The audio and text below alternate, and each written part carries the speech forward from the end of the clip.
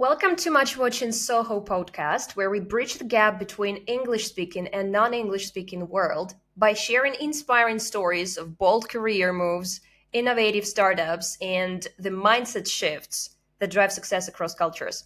Today, we have a fascinating guest, Taalai Djumabaev, a former Google engineer who took a leap of faith, leaving behind a coveted tech career to launch his own project to build a movement called Growth Hungry. But that's not all. Taalai also stepped onto the TEDx stage, sharing his own story of transformation, resilience, and the power of growth, both personal and professional. In this conversation, we'll explore the highs and lows of transitioning from a corporate giant to a startup life, the challenges of juggling multiple roles, and how embracing growth hungry mindset can change everything. So, whether you're a founder, a dreamer, or just curious about what it takes to break free and build something meaningful, this episode's for you.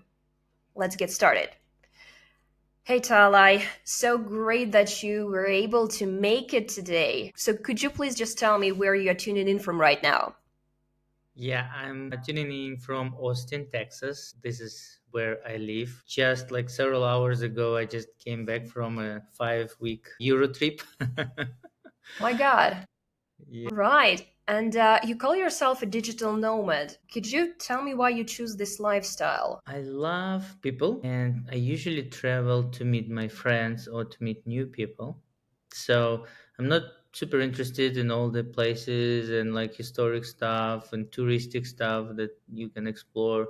I think I've seen so much of it already. Now when I travel, I just travel to to see people. Awesome. Thank you so much for sharing. Right. So, even though you call yourself a digital nomad, right, you still have this hub in Austin. You call this place home, right? Yeah, yeah. So Hmm. I have two kids and they live close to me, so I'm always returning to Austin. Yeah. Cool. I think it's essential to have a hub, even though you're a digital nomad, right? Mm. And you know what? I wanted to ask you about something because when I was getting ready for our episode, I did some digging, and there was a phrase that I want you to elaborate, to expand on. You said that when you first get to the United States, you immediately felt like home. Still feel this way? Has something changed? Absolutely, it's just getting better, I would say. Yeah, this is the only country where I've been where you're not a foreigner. You're just one of everyone. Everyone is a has migrated here at some point of their lives, or their parents or grandparents, whatever. And you can find any community you like here. Like, it's so diverse. Every state, every city has so many diverse communities, and you can feel home. Like, you just find your place, and you can find your place, right? It's incredible that the United States worked out for you. That's really, really, really good. So, there are a couple of topics that I'm interested in the most tonight. First off, it's of course Google topic, then your entrepreneurial journey, and last but not least, TEDx, right? So these are the three main topics. But we will see where this talk will take us. Yeah, we will just trust the process. All right. But first off, let me ask you, how does your background from Kyrgyzstan shaped your worldview and approach to business?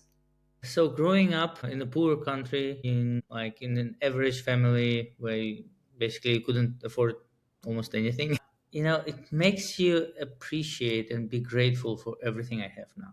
And it also motivates giving back. I have non-profit projects. I donate a lot of money every year to help those who weren't that lucky. And my main luck was my mom, who believed in me, and she was always challenging me in terms of if I got bored at school, she was looking for a better school. And then she was always challenging, trying to give me the best education she could. And I think in a poor country, that's the only way to get out, right? Like what I see in US, right? You can be happy doing nothing. You can be happy with a bad education, whatever. You already have everything. You have TVs, you have cars, you have good infrastructure. Everything is good, right? And you don't have to do that. but in poor countries, in our like post-Soviet countries, the education is crucial, and I was lucky my mom understood that. If these resources are scarce, right, actually impacts your personality a lot. You it builds your character, right? It makes you more determined to achieve the goals that you set in your life. There was a situation which like made me think a lot, where my son's iPad wasn't turning on, right? And he said, "Okay, my dad will buy a new one." I'm like, "Wait, what?" No, that's not how it works. They take it for granted. I have to talk a lot about all the financial literacy and money things with my son after that. But again, they haven't seen the life we saw, and you cannot blame them. Right, yeah. And speaking about your personality, could you actually share, like very briefly, we'll build up on that, three important milestones that shaped your personalities? Yeah, so I think like getting out of my country, like I got education in Russia, in St. Petersburg, and the milestone was that before that I was, in a bubble. Like I didn't need anything. My mom made sure I just study. I don't care about anything, cleaning, cooking, whatever. I didn't travel. We didn't have money to travel, so it was my first time being abroad, first time being alone, first time being uh, responsible for myself. The hardship is getting out of your like parents' wing and try to live alone, trying to be an adult, and you have to go through a lot of challenges. But these challenges are the things like that shape you, right? And they're healthy in the long run. Like you suffer in the short term, but they're healthy in the long run. And the other things, I would say kids teach you a lot, so they are the biggest teachers when you're young. Kids shape us a lot, they test us a lot, they test our boundaries all the time. And yeah, I think that was super important. Then moving to US, obviously, yeah, it was a very different world for me. Everything is different and I love it. So I like the thing that there is no limit. So when I was in Europe, just five weeks right now, I was also like 4 weeks, 2 months ago. And I always see this, glass ceiling for people. If they earn more, they get taxed a lot, and then they don't have ambition to grow. And I like that in US, there is no limit, right? You want Hmm. to be the next Jeff Bezos, right? And that's an amazing feeling. Right. So you've shared four important milestones that shaped your personality. That is really, really insightful. And what's more insightful is that you didn't mention Google, and I assume a lot of listeners will be interested in Google particularly because, oh my God, this is so hard to get into Google. So let's move on to this topic. Tell us about how you got into Google, please. Yeah, sure. Google is super important milestone. Yeah, but I cannot compare it with like having kids. When you have to compare, then you see like it's just a job. It's Yeah. another job, right? Of course, it's much better job in terms of community, your coworkers, salary, benefits, everything, right? And the ability to create products that are not in the market yet, right? So we were Make real thinking. impact, yeah. Yeah, Hmm. so we were doing some stuff that our competitors were copying, and no other product was on the market doing that, right? So it was a very interesting experience, and I would say the most important are the people. When you get into the room when you feel stupid, it's an amazing experience. I mean, at that time, yes, it feels like super uncomfortable, but if you change your mindset, right, as the mindset book and Carol Dweck, if you change it to embracing this situation, this is the chance to grow, this is the chance to learn from them, then it changes completely. You stop feeling anxious, you feel grateful, and you feel curious, and you talk to these people and you grow with them. It's amazing. And actually, there's a saying like if you are the smartest person in the room, just find another room. Yeah, in the wrong room, yes. Yeah. So how did I get to Google? um, Honestly, I had 10 years of experience. and 7 out of them were Wall Street. 3 of them on actual Wall Street. 4 of them were in Moscow, doing the same stuff. I was building distributed systems, high throughput, scalable. So distributed systems, and my whole profile was like every company wanted to talk to me. So I applied to 11 companies. 11 companies got in touch.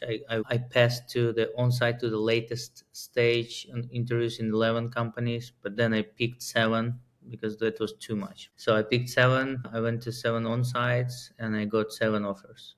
Yeah. Oh my And god, that's like yeah. the highest conversion I heard of. Yeah, so it was interesting that, yeah, my experience was super interesting to many employees because I work with like distributed system and like That's a high. very rare expertise, right? Yes, when you have deep expertise, not many people are in the market, and when you go out, everyone wants you. And yeah, I had to make tough decisions to pick which company to go to because CEO of Reddit, right, a billionaire, writing an email to you saying we want you, right? I'm like, oh my god, what do I do?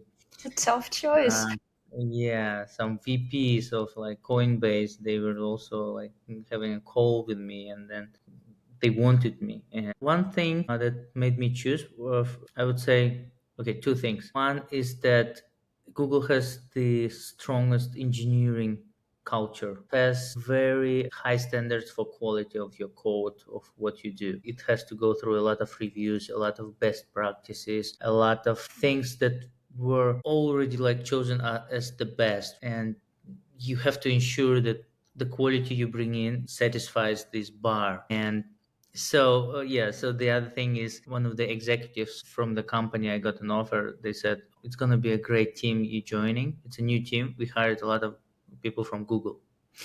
I'm like, okay. So if it's a great team because of the Googlers, maybe, and I have a Google offer, it helped me to make this decision to get into Google, and I was happy. Again, you never know, right? For example, for Coinbase, right? If I joined them in a year, they went to the IPO, then I would get $2 million. But who knew that, right? I mean, for example, Reddit, they didn't go to IPO for many years after that, and then when they did, and so on, you had to live off the base salary and like bonuses, but there is no stock, right? There are options. Right. So, So in the choice hindsight, do was you think you made the right choice? absolutely, yeah, yeah, Absolutely. absolutely. I met so many friends, right? We are building Growth Hungry Academy together, right? And I have such an amazing community right now. My expertise in Google helped me, grow as an engineer. For example, when I worked at Wall Street, we had like 1 billion transactions per day, uh, processing of the trades from stock exchange, right? When I went to Google, it was trillion. So yeah, so when you're engineer, like every time your system has a 10x growth, you have to re-engineer a lot of stuff, maybe everything. And imagine like jumping into like X, right? It was very different. It was very difficult. It was hard for me because I was Java developer for 10 years and I had to learn C++ right away because everything was in C++ there. It's one of the hardest languages to Mm. learn, so I had like a lot of stress there. So I was leaving home at 7 a.m. I was coming back 8, 9 p.m. every day, 5 days a week. So, apart from technical skills that you definitely leveled up in Google, you often talk about communication skills in the workplace, right? And what kind of communication skills did this role demand? I would say any senior role. So it doesn't have to be Google. Even before Google, I had to communicate a lot with like VPs at Wall Street. And every senior engineer, so the more senior you become, the more soft skills become more valuable to you, right?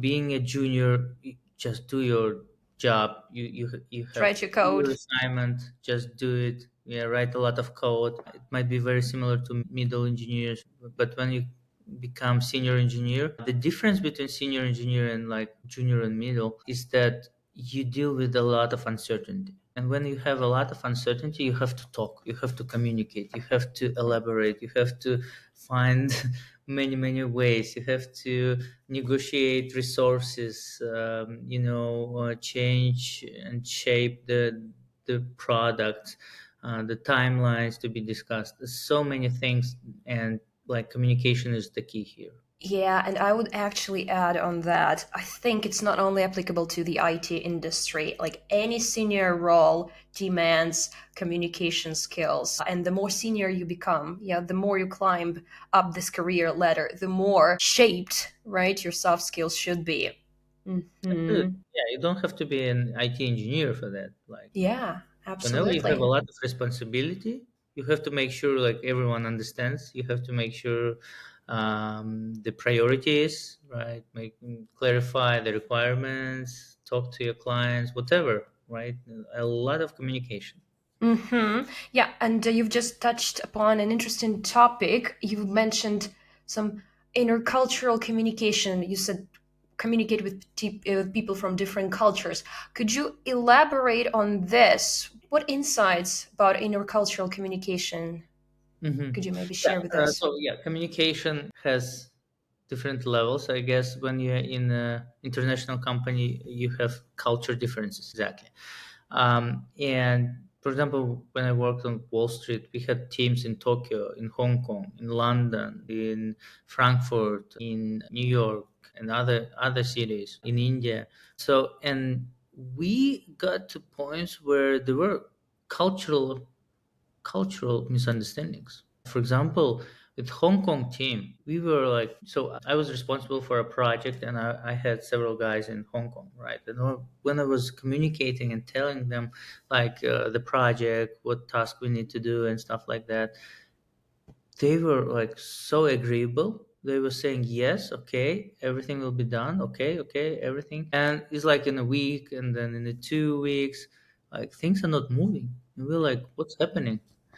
And turns out in this culture, they might be super impolite to say no, or like to ask questions, or to uh, offer different opinions. Yeah, Because this obedient culture of obedience sometimes could be hurtful for innovation. And I they're think very indirect. Yes, they're very indirect. Could you tell me how it ended up? What was the right thing to do? I was always like asking for summary of the meeting, or telling like repeat the tasks to me like verbally, or make sure they tell their understanding on their side. And we found so many issues during that time, and it helped a lot. But again, if you don't ask them, they're like, okay, but it could be something very different what they understood from what you wanted to say. And it could be your communication issues. We have to grow there too. But again, if you don't ask questions, right, the speaker doesn't understand what you didn't understand, and that's super important to give the Yeah, feedback. like to carry out concept check-in. Cool. That's actually a very good tool to use not only in intercultural communication, but in any form of business communication. Thank you. Thank you so much. But moving on. Moving on now, you actually decided to leave Google. Even Mhm. though you had great salary, it was a prestigious role, and you worked with the people who resonated with your values. So tell me more about the reasons behind it, please. Was it an internal calling or something external that pushed you to take this leap? There are so many things that happened. So I got divorced. I had depression, like I would say 1 year before divorce, and then like 1 year after divorce. So this period, it was very difficult on mental health. And at that point, I started the nonprofits. I started the project that were fulfilling to me. And I started questioning, like, is it the thing I want? Because I wanted to do more on all the like nonprofit and educational projects that I was doing. But to do more, I had to either have more resources, like have more money invested, or have more time. And again, my career here, like if I want more money, I have to work more here, and it will be less time here. So I was like struggling to pick one, and it was amazingly hard decision to make. It was super hard because it's called golden handcuffs. You Yeah. have money pouring in, and yeah, I had so much money I couldn't I didn't know what to do with it. I mean, I don't need much of material stuff. I could afford flying to any country anytime, like staying anywhere. And then I had a good apartment in the center of Austin. I had a good car. So I was like living a super comfortable life in terms of like financial, and people were super nice there. But I had this calling that I want to do something different, because I knew what will happen if I stay. I knew exactly what will happen. I see people who are like 5 years, 10 years in front of me. They have like much better careers, much more money, whatever. I see where my life was going. I saw that, and at that point, I was questioning it, whether do I really want it. And at some point, I started questioning it and decided that I can always come back if I want to, but I will regret a lot if I don't do it. Because you know what I did? I went to Quora.com, and I read a lot of answers from people who are 70, 80 years old. And the questions were like, what do you regret the most? And I think one of the biggest regrets are not risking, not taking action, not trying to change it, being scared to do stuff, being too comfortable to leave the comfort zone, right? Being too scared. So I decided I should do that. There are so many pros and cons. Mhm. And I didn't go traditional way. So many of my friends, raise money from venture funds, and then when they raise, they leave or somewhere like close to that, so that they're sure financially they're not spending their money. They're spending their time and they're giving their expertise, but again, they're using venture fund money. Yeah. And I went to building a service business, which is Growth Hunger Academy, where we mentor engineers to become, So you basically left Google for something bigger, like to fulfill your destiny or mission, let's call it this way. So there was a dilemma, yeah, that you were facing. Should I leave Google, or can I maybe try juggling both roles, being a tech founder and an employee at Google? So you decided to go for the first option, yeah, to leave Google. So, is this the advice you would give to founders? Is it possible to juggle both roles, do you think? it's super hard to juggle. I know a lot of people. I know a lot of Googlers. Like almost every Googler had a pet project, right? And like 99.9% of them like never go anywhere. They just have this feeling they're trying to do some stuff, but you're never all in. And you're tired. You already work. You have kids, and okay, you spend 1 or 2 hours a day trying to build your own startup, which never goes live because you don't have energy for that, right? It's super hard. And to be completely honest, I didn't just jump the ship, right? So it's been like 5 months doing both and doing the service business that I said. And when I understood that I can support myself, I can just pay my bills, so I can support myself paying all the bills I have to pay with my new company, and then I left Google. Hmm. So yeah, so it was not maybe it wasn't super risk thing to do because you already have something that That's a brings. wise thing to do, just to make sure that, yeah, you can pay at least your own bills and then you'll be ready to commit yourself to something different. Yeah, that's a wise thing to do. Yes, yeah, I And have a lot of commitments like supporting kids, supporting my yeah. mom, paying my own bills and cars and whatever. Yeah, so yeah, when Hmm. I understood I could do that, yeah, I left. But it was still hard. It was super hard. Course, yeah, but I know this that Google have this policy, like their developers, they can try build their own startup and leave Google temporarily, right? So if they're not so lucky, right, they can close this startup and get back to Google, and Google will be happy to have the back. 1 year you can do that without like extra interviews and stuff. Just come back, but this is not the mindset I wanted to have. So when All you have right, a plan B, okay, I can always come back and burn stuff. all the bridges. Yes, you're not all in. You're always like questioning it. Is it the Yeah. thing, or should I fall back to plan B? Is it the thing, or maybe plan B? If you have plan B, you always have it in mind. and I think that prevents you from doing some really great stuff where you Yeah, meet from and you committing get yourself those stuff. fully. Yes. Absolutely. So, closing this Google chapter, what are the most valuable lessons you took from your time at Google that you now use in your own business? I understood that overpaying for your employees, if you can, it's an amazing strategy to, find great people. Because the thing I built in 2 years at Google like saved Google like $10 million. In IT, you can build the same thing that like does computations, let's say like in 20 minutes, or another engineer can build the same that spends 20 hours, and they're doing exactly the same thing just because of some algorithmic stuff. The other solution was much more efficient, and efficiency is money, so you don't spend all the compute power and memory and stuff, so you save a lot of money on that. Yeah.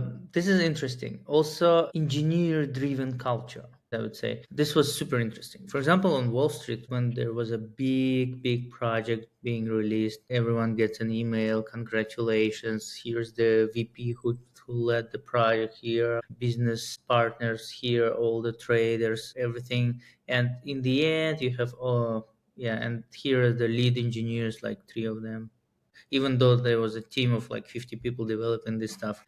When I came to Google, it was super strange because, yeah, there was an email that I received, I think, in the like first 2 weeks since I joined.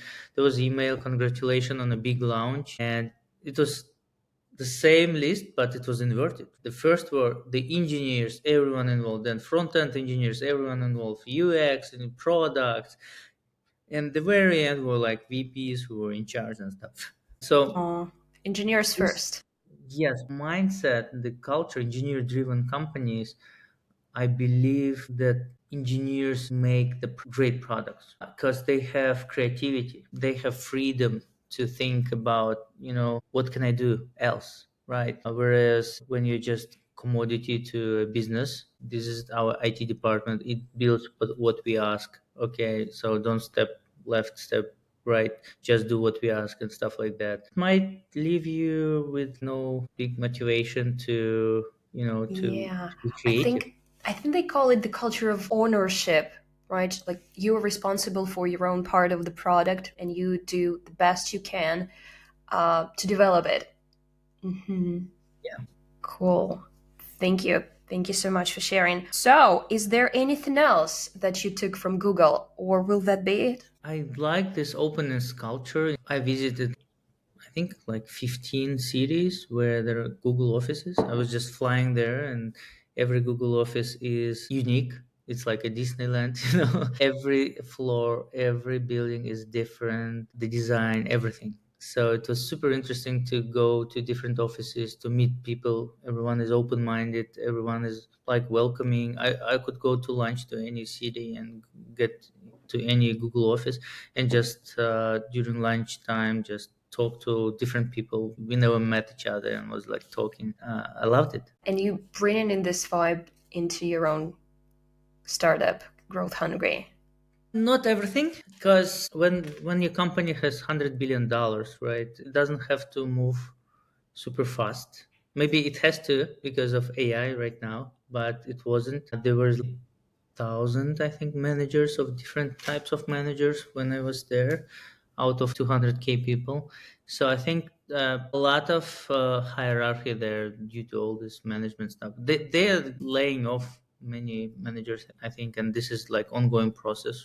Again, so in my company, I try to have super flat structure, like everyone, no barriers for anyone to talk to anyone. Right. I think Structure being them. flat lets you move fast. Yeah, that sounds like a great idea for small startups, right? Yeah, because Google has a lot to lose, a lot of risks. So I don't think like Bart or Gemini would come out if there was no ChatGPT, right? Because of the bureaucracy, because of the risks, because the would be, yeah, the search would be at risk, and then some legal issues, like whatever, right? So many risks for Google. So they are not the first They have here. a lot of stake. But now they're catching up and stuff like Gemini, I think, showing like amazing results right now. But they couldn't be the first because of the bureaucracy, because of the risk, because of being too big, right? Yeah, yeah. That it is about the big companies. They're usually very slow to adapt changes. Well, and startups, they are much faster in this sense. All Yeah, right. interesting. Thank you. Thank you so much. So now we are closing this Google chapter and moving on to your entrepreneurial experience. Okay. And please tell us a few words about Growth Hungry. How did the idea come out? What Mhm. were the biggest challenges at the start? Anything you want to say? Yeah, so I would say I have two things right now. One is a service thing that is paying for everything, and the other is a startup that's not bringing it. And we have pivoted like three times, and we might be pivoting soon again, trying to find the right product market fit.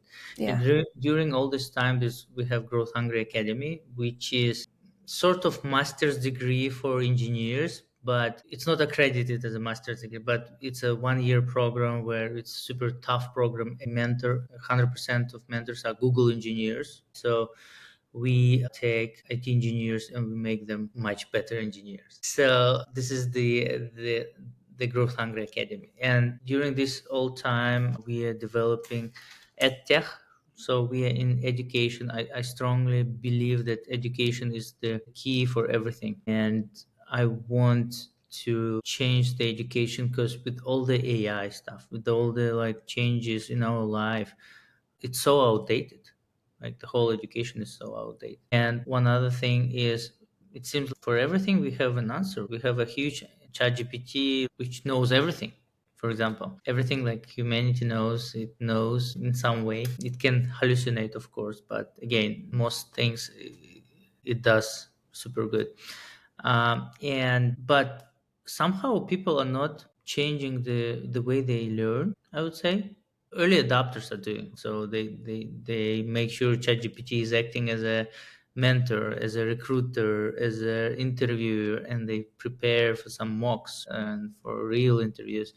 They do adapt, but it's a wild west right now. So everyone is doing their own stuff. Everyone is inventing a wheel or a bicycle right now. But it's super interesting, and we are gathering a lot of feedback from our students. We are doing a lot of cast devs. I think we had more than 500 different calls with potential clients, like what we could do, what we can change. And every time we talk to them, our understanding in some things changes, and some things stay the same.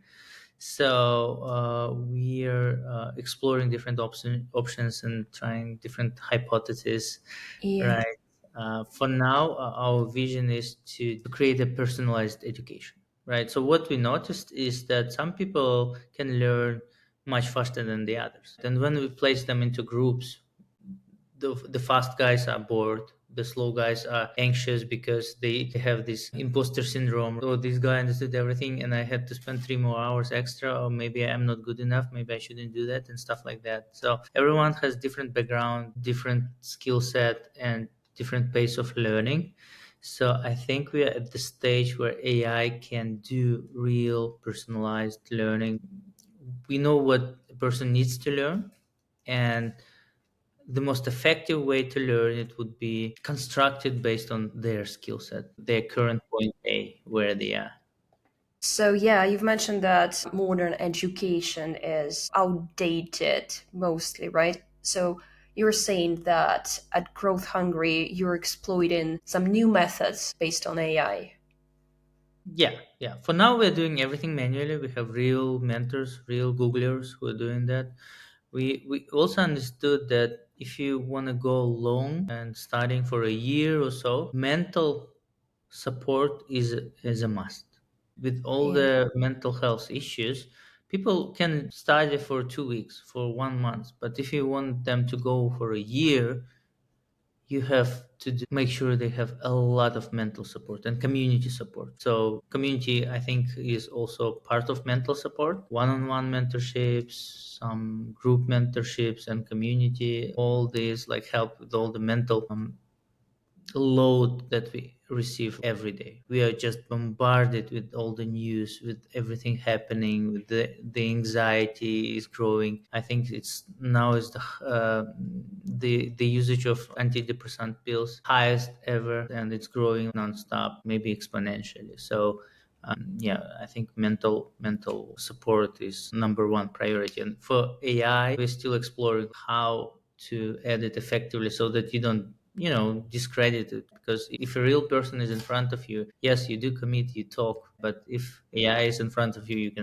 can just shut down and don't care about it. So Exactly, exactly. Is it even possible to expect of AI that AI will be able to give this emotional support? I have a feeling that only a human being would be better able to do that. What do you think? in some cases, we already see that AI is doing better.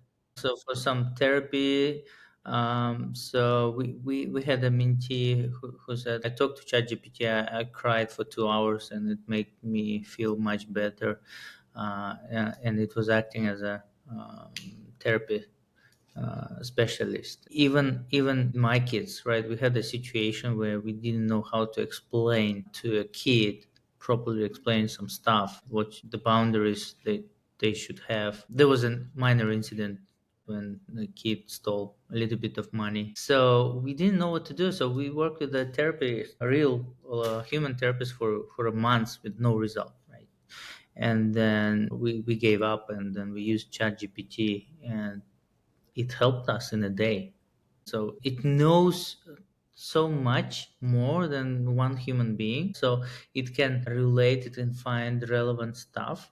And it even created exact conversation that should happen. And then when it happened, we didn't believe that it would help, but it amazingly worked.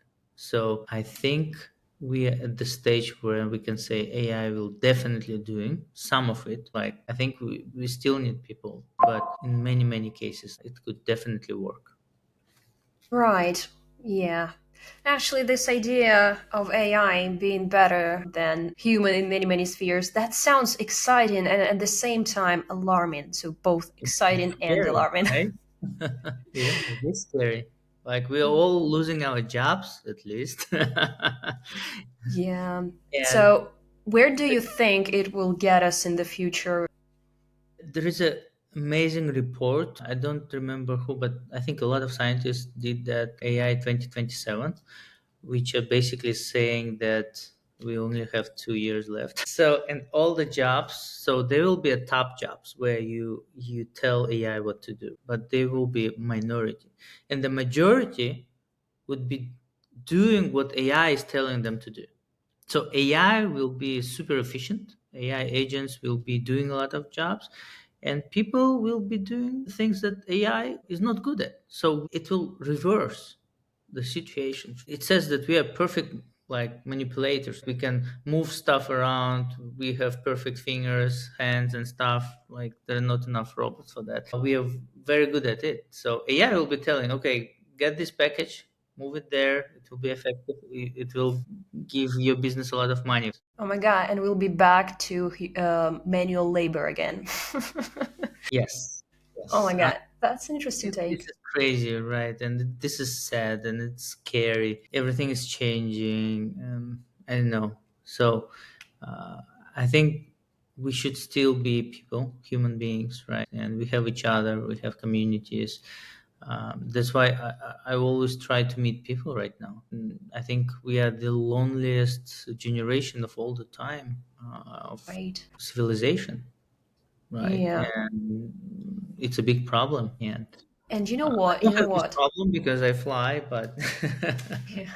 And you know what? Come to think of it, people were always intimidated by big changes. Like, I mean, when the first internet appeared, they were intimidated. My point being is that we were always intimidated when big changes came, but we're still here. What are the chances that AI is going to be the end of us? I mean, yeah, there are. I don't think nobody's talking about like being the end of us. but we definitely will live in another world. Yeah, internet revolution is similar to what AI revolution is here. The way we interact, the way we live, all the jobs changed with internet. And then iPhone was another revolution where everything went into mobile, and now AI. And the future could be going into like cyborgs, where we have this chat GPT integrated here. And if you don't do that, you'll be behind. Yeah. Immediately you'll be like 100 steps behind. So everyone, if some people will start doing it, others will have to start doing that to catch up, and then everyone Yes. will be enhanced. And at some point, yeah, this is not the future I would love to live in. Yeah, Brave New World by Aldous Huxley. All right, okay. Thank you for sharing your insights on the future prospects. Let's get back to our topic, your entrepreneurial journey. So, could you please tell me what qualities do you think a founder needs not just to survive, but just to thrive in such fast changing tech world today? Yeah, I'm still learning. I'm learning every day.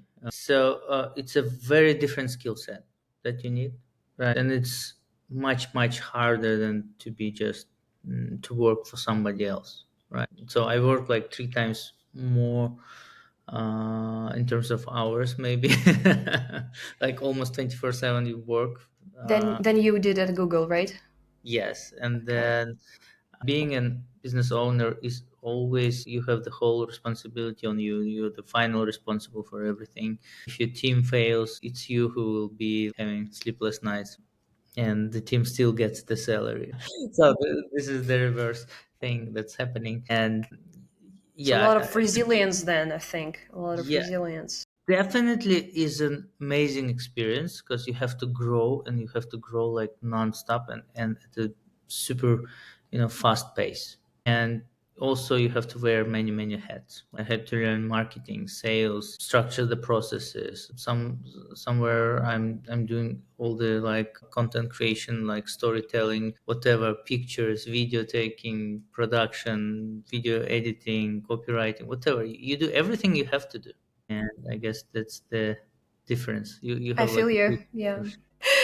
Yeah. So you've mentioned a lot of responsibilities that come when you're managing your own startup, but you're still willing to do that even though you earn less and you work more because this is something bigger that you had before, the other way I see it. And it gets me thinking that you actually, correct me if I'm wrong, you actually want to make real impact on young people's lives. Am I right? It's kind of an act of paying back to society. It's not of act of paying back, but it's a meaning that I gave to my life. So money is a resource. Yes, we need it, but I think it's meaningless if you don't have something bigger than it, something why it's worth doing it. There is always something bigger than money, and for me it's helping people, right? And helping people realize their potential. I want to people do the things they like to do,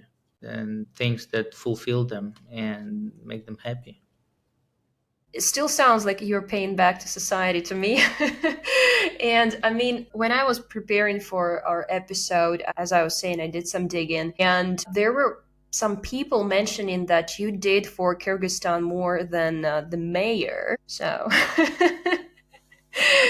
so actually, that's why I said that. To me, it looks like you're giving back to the people. Yeah, at some point I said I will just donate money every year, and I don't want to choose who deserves the money. So I don't want to receive like 100 applications and then choose three and say you get the money, you had the worst cases and stuff. I'm not God, right? I don't want to be there. And so what I decided is that I'll be creating projects that educate people, that give them food for thought, right? That can change their direction in life. And I think that's the best way to help people, not just by giving money, but showing the past Yeah. sometimes. Yeah, I'm speaking like I'm in the church, right? Showing that. No, I'm just showing that education is important. That brings us to the next topic. Let's talk about your TEDx experience because I know that for many, many entrepreneurs and experts, TEDx is a dream destination. Could you please tell me how you got the opportunity to give a TEDx talk? Yeah, so as I said, this project was founded by me, and it was mentioned in many mass media and TV channels, national TV, The and project NLR Maria. yes, Hmm. yes. And then, so the people reached out to me. They were organizing TEDx, and they reached out to me and asked if I want to talk. But they left me the choice what I want to talk about. So it could be this project, it could be my startup, it could be my Google Life, whatever. So I decided to focus on the broadest and I think the fundamental stuff instead of like this career, which is super important stuff. But there are like lower level fundamental stuff that might help more people, and they gave me a couple of mentors who were helping me to prepare. And then I asked through my network who can help me to prepare, and there was an amazing woman, Mirvet, who is a public speaking master. Like I think in Kazakhstan, like half of the politicians went through her trainings, and she said, I want to help you. And yeah, we were preparing for it for like 3 months, because every word you say, every Yeah. sentence, every meaning, everything you want to put into it, you have to make sure people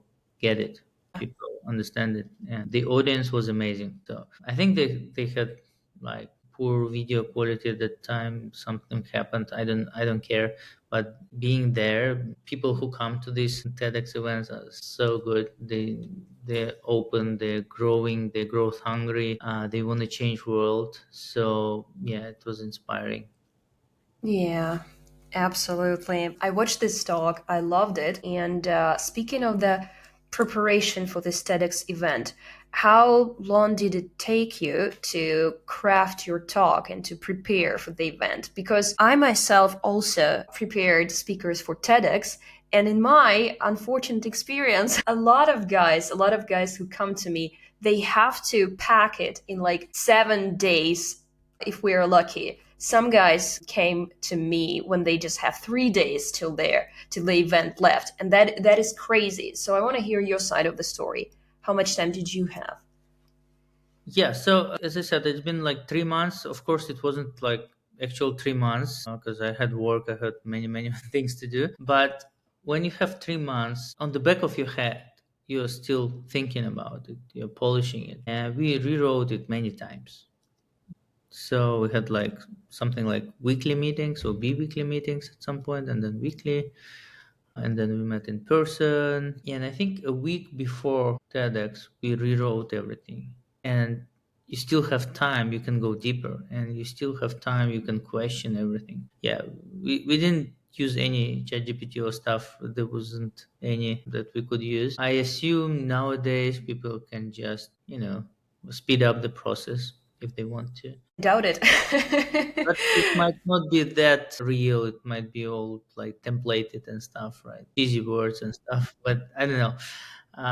But yeah, it was from the bottom of our heart that we Hmm. did the speech. Thank you so much for sharing. I want to summarize this TEDx experience that TEDx is meant to be one of the most important speeches that uh, guys you could give, right?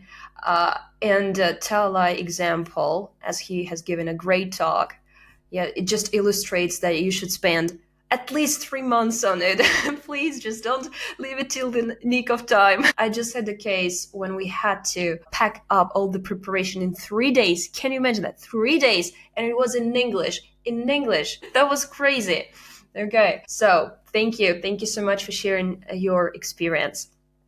And that brings me to our final chapter on your future goals and plans. Could you please tell me where you see yourself in 5 year time, both in personal and professional life? It does sound like an interview job question. Yeah. Where do Yeah, you see yourself? exactly. So our world is changing so fast. So it's super hard to predict anything. So there are things that I love doing. So I'm a career mentor for IT engineers. Imagine you want to prepare for an Ironman or triathlon or whatever. You hire a trainer, right? Because if you don't hire them, your results will be much, much, much worse. But there is no champion without a trainer. So I'm that guy, but in a career. Will be building community. I think community is one thing that AI cannot do. And I think it's smart to focus on what AI cannot do right now. I would definitely focus on what makes us human. I will be experimenting with different educational things that I believe could change the education overall because it has to change right now. Everything that's taught at school is outdated or irrelevant at the moment, and we'll be definitely exploring educational stuff. Hmm. Yeah. Yeah, thank you so much for sharing. It is indeed very, very hard to Yeah, make with long-term so much plans. uncertainty, I think I Yeah. didn't tell anything to you. I'm Yeah, happy well, to the answer. most important thing that you told me is that you will be continuing, sticking to your own values, yeah, and following the mission, this inner calling. I think this is the best what we can get because it's impossible to make long-term plans. Right. Okay, then. And I almost forgot there was one more question that I wanted to ask you. Could you please tell us a few words about your English journey? What helped you to get to such high level Mhm. of proficiency? And I don't know, any useful tips to the guys who might feel insecure about their language skills? Thank you. Yeah, even though like today, I think Google showed that Google Meet has now or will now have this live. Yes, simultaneous translation Yeah, translator. I strongly believe that you still will be always limited if you don't know English, right? Because like anyway, 90% of the knowledge is in English, and translations might not be good enough. So you always be dependent on a lot of stuff, not the original stuff. So English is super important for communicating. Learning it, I think it's different for everyone. Like my brother, he can learn the language in a month or so. He has ability to learn languages. I am a technical guy. It's super hard for me to learn languages. But I was lucky with my school education where everything was in English. Even though I was in Bishkek, we had this Turkish lyceum where we had Cambridge educational system and everything like mathematics, chemistry, physics, biology. Yes, this approach is Engineering. called CLIL, Content Language Integrated Learning, when they are teaching not English to you, but they're teaching other subjects in English to you. That's really cool. Yeah, yeah. So we couldn't communicate with our teachers because they didn't know Russian. So, and that makes a very good environment because you have to. Not like you switch and you during lunch breaks you switch to Russians back, and then during the lesson you switch back and stuff like that, and still your communication is there. But when you cannot communicate other than in English, it's the best way to learn, right? Yeah, you don't So have a for choice. yeah, yeah. So living in an English-speaking country is one way, but you have to integrate into society, right? Yes. I see a lot of people who still, when they move to US, they stick to their own people, and they don't learn English even after 5 years here. So there are so many different easy things to do to learn the language right now. First thing, just switch everything you have on your iPhone or whatever phone you have, just switch to English. One thing, the easiest thing, right? I mean, just one action. Yeah, it might be uncomfortable first weeks, but you'll get used to it. Then everything you consume, like all the movies you watch them in English. You still watch the movies, again, it can be uncomfortable first months maybe, but you'll get used to it, and we people get used to all the stuff, right? I Yeah. guess so. Yeah, yeah, I'm ambassador of these small changes that have big impacts. Like I Hmm. always work with my mentees on the smallest things that have long-term impact, which have compound effect, and I think that's the smart thing to do.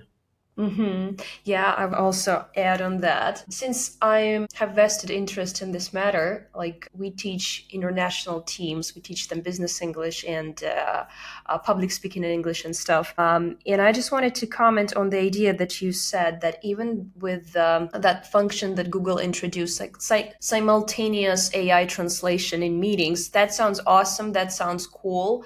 But I do agree with you, even though I'm not objective, that we still need to develop our English skills since it's going to make it harder to establish, genuine connection, like real human connections, building relationships with humans. AI will not be able to express your ideas in your way, the way you want to express yourself. Though you're gonna lose your unique self when relying on AI too much. So I completely agree with you here. And Yeah. it's a barrier. So, for example, okay, imagine 10 people sitting in a Google Meet and everyone is talking in their own language. That's gonna be cacophony. And imagine you record the meeting. Oh It's my crazy god. who will be listening to that. Or maybe you have this chat, and in the chat you still have somebody will be texting it. So Google will say, okay, in 1 year all the messages will be auto translated. Whatever, I don't know. It's still a barrier for 1 year. You have so many things that block Right. you. Even more to that, we're sometimes struggling to understand each other in our native language. Not to mention that we're going to be using AI tools that might make things even worse because of that. Anyways, thank you. Thank you so much for sharing your insights on this subject. Let me just quickly summarize what we talked about today. So, we talked about your career in Google. That was the topic of one of my main interests. I'm going to be frank with you. But then we dive into some more topics, right, that appear to be as insightful as the first one. So we talked about your entrepreneurial journey and your values and the mission that one should have when launching startup, and then intercultural interaction, and then TEDx event, and then your English journey. So, thank you so much for sharing your insights. Is there anything that you would like to say to our listeners? I think it's important to have your people near you. I understood that, like, I need more people, so I'm traveling. That's my case, and I know many people just need two, three, five friends who are super close, super, Tribe. Mhm. yeah, who are like nearby, always ready to help, always ready to meet, and that what makes our life full. Mhm. And Right. so So, finding people is finding your key tribe, finding a tribe community will definitely make it 100 times easier for you to live a to comfortable life. adjust. Absolutely, people is what always matters in any country. Thank you. Thank you so much for coming in today and sharing your incredible story. I was really honored talking to you. Thank you And for inviting me. yeah, of course, anytime. So let's meet in 5 year time and see growth hungry journey you made, right? In this Yeah, 5 year time. it would be definitely super interesting. Yeah, and Exactly. let's have a cup of coffee next time I'm in London or you come to Austin. I hope so. Awesome. Thank you.